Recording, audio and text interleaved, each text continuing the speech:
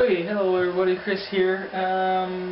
Just give you guys a collection update, and also I've been tagged by Blue Goblin 01 for a 5 facts that you may or may not know about somebody, whatever it is. So I'm going to do that, but first give you an update. Some books that I told you that I'd missed a while ago. Astonishing X-Men, 1 of 5, the Xenogenesis. This particular cover I didn't like. If you guys see, I'll show you this. Scott, you got the foilgram cover, which was much better. But if you see, there's a wardrobe malfunction with Emma Frost's outfit in that area there. And let's see. Well, if you notice in this picture what she has underneath those bottoms, if you see how her wardrobe is there, and then wardrobe there, I believe there's something missing.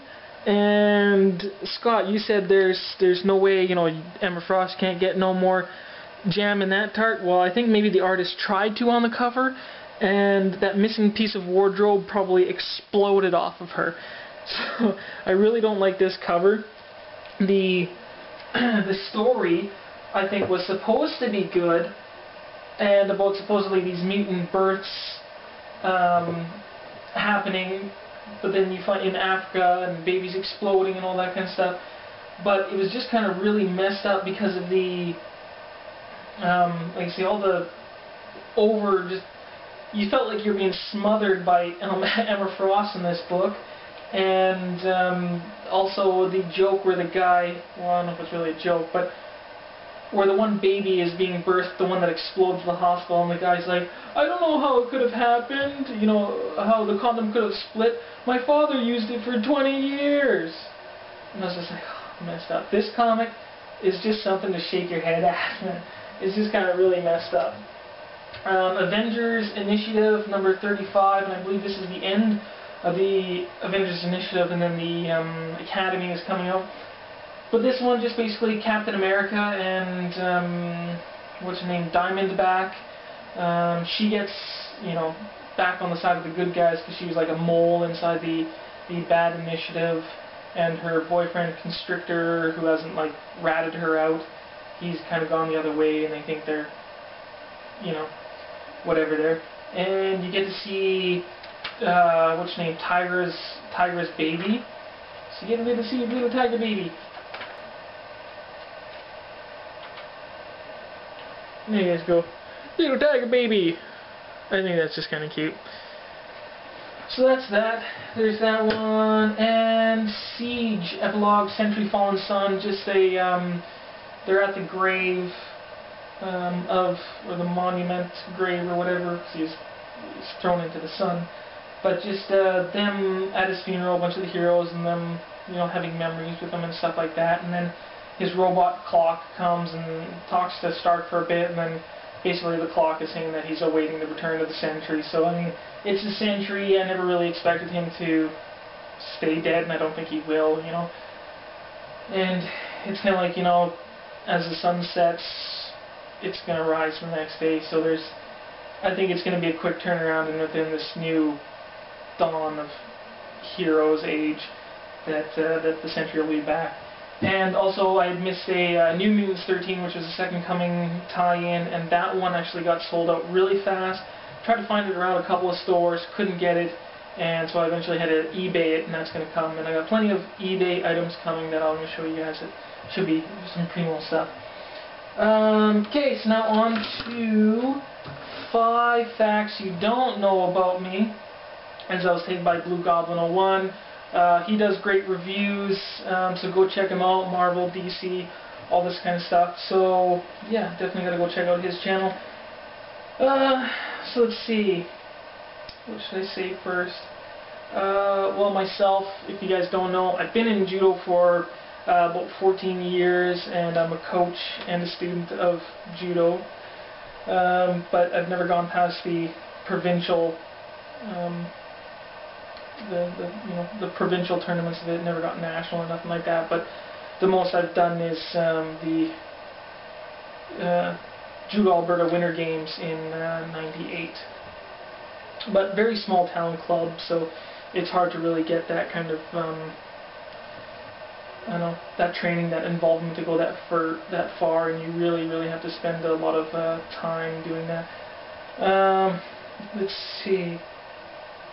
Here's a funny one. Childhood thing. I once beat up somebody, a friend of mine, a childhood friend, for smacking the last Oreo cookie out of my hand. Yeah. Not quite my most proudest moment, but it was kind of funny, and I was so excited I had the last Oreo cookie, and then we were down in our basement in my old home, and he smacked it out of my hand, and I was like, ugh. I just went into like this Wolverine rage, threw him up against the wall, and started giving him knees. Yeah, I kind of feel bad. I still feel bad over this many years. But I beat up somebody over an Oreo cookie. My goodness, right? I got over that. When I got over my Nintendo rage, I got over that rage too. Okay? Here's one too you might find funny, is that I'll admit that I think my wife is the better driver in the relationship. I never got my license until I was just in my early 20s, and I can drive, but I just get very nervous, and I hate driving in the city. And we live in a small town here, but I hate driving in the city, in city traffic. And I'm definitely like a planned driver, and I'm always puckering when I gotta go into the city. And I also do driving for my work, and occasionally that takes me to the city and other areas. And yeah, so that's kind of funny. Here's one. The smell of old comics. I love the smell of old comics. The way they did them before. I mean, when you gotta, it's kind of like it helps with the grade. I think. I take that old comic. You just smell the paper, the ink. Oh, and it just smells awesome to me. I think that's when I know I got a really fine comic book as well, right? That smell. So I don't know if anybody else, I mean, if you're collecting old comics, if that old comic smell just kind of gets you. And the last one I'd like to tell you guys about is this movie, Sure Shot Dombrowski 2, which was filmed partly in my area of Barhead and Edmonton and area. Is that I worked on that movie, which is supposed to be coming out in the fall, and it's a hockey comedy movie, and I did the storyboards, which was the first time I've ever done storyboards for such a thing, and yeah, that took about a month or so, and it was like 120 page, so I did the storyboards for that movie, and I worked as an extra in that movie, so we'll see if I actually, you know, get in the film, so it'll be really awesome. So it'd be really cool to see my name as a credit in a movie, and you know, I got paid for it, so that was a bonus. So yeah, that's about that. Those are my 5 things, and I'd also like to say to Blue Goblin that you mentioned in your video about the Big Bang Theory, and later I did see it on Captainstrangelife channel as well. So me and my wife, we don't have TV, so we searched it on the internet, and it's actually a pretty funny show. I thought it was good, and it's definitely, if you're a comic lover, if you're a nerd, all that kind of stuff, you got to be watching the Big Bang Theory. Yeah, really good show. So let's see, I'll take a few people. I'll take Captain Strangelife. You do a 5 facts about you video that we may not know. Koestanbraumstar. Who else? Let's go Spider-Man fan for life.